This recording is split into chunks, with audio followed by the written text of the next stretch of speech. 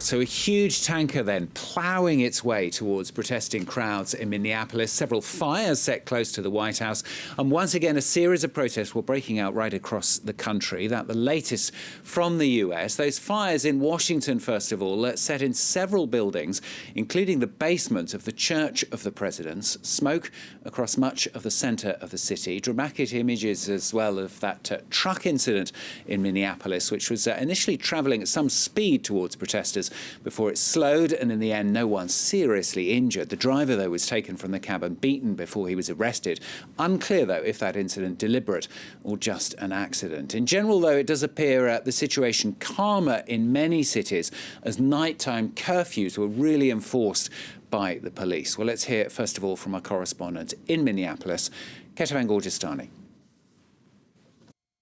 It seems, at least at the beginning of this evening here in Minneapolis, that we didn't see the escalation that happened last night as soon as the curfew came into effect. The authorities had warned everyone. They sent a text out to all cell phones in the area saying the curfew starts at 8 p.m. You have to get out of the streets of Minneapolis. We will enforce it. And if you are caught on the streets, even if you are a peaceful protester, you will be arrested. That was the message, and that's exactly what the police and the National Guard did. There were a group of protesters going, of course, on that same bridge where that truck incident happened, and those protesters made their way to an intersection that had a gas station. A lot of those protesters then scattered away, but a core group of protesters did not want to be removed, even as the police were marching in. But all of that happened very peacefully. There were a few tear gas canisters thrown, but mostly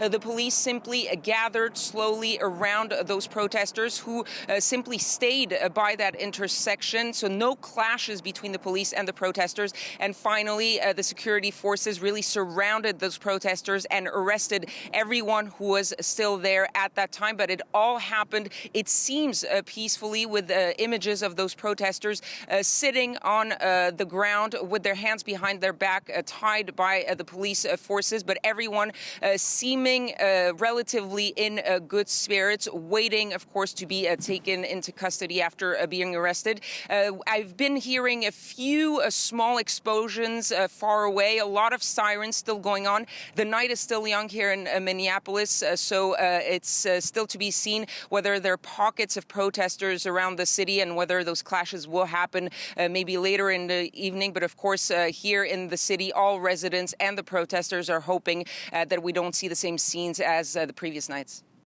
Kethevane Gorjestani there talking to me a little earlier on. Well, during the day,